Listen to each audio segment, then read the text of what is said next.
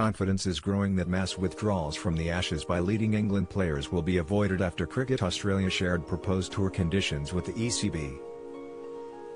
Although the information received on Friday's deadline has thus far only been shared among the governing body's executive, and was being digested this weekend, one source suggested the guidelines were better than expected.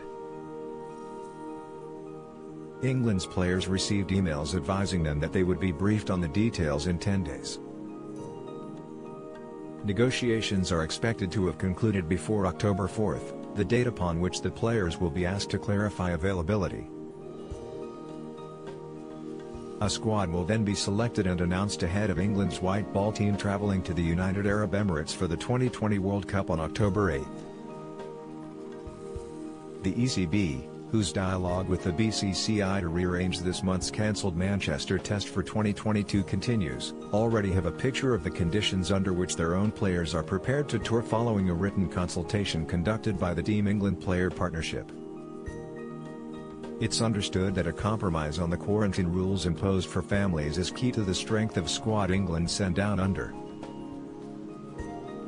Although players have come to terms with their partners and children having to adhere to the 14-day hotel period stipulated by the Australian government, they would like the freedoms they expect to receive themselves extended to their loved ones. The ECB have prioritised getting families on the trip, and those who want it can be there for the duration, which opens the prospect of relations of multi-format players being on the road with England teams from the second week of October to the latter half of January.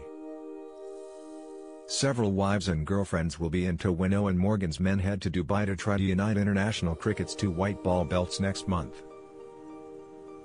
They will be accommodated in the team bubble at the Palm Hotel. These are the kind of details the England players hope can be replicated in Australia. Ideally, they would like to be free to visit restaurants, play golf and leave their hotel to venture to green zones. However, there's a lingering concern in the camp at what might happen in the light of a positive COVID case being recorded within their party.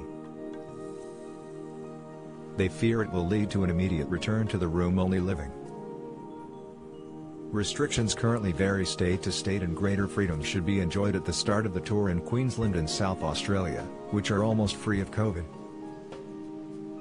It's a different story in Victoria and New South Wales, where infections are higher. Any changes to the Ashes itinerary, for example, Western Australia not relaxing its 2 weeks quarantine on even domestic arrivals, will be in venue only with the test dates set in stone. Meanwhile, an example of the complexity of organising top-level sport in Australia was provided yesterday when the England women's netball team was forced to pull out of its tour.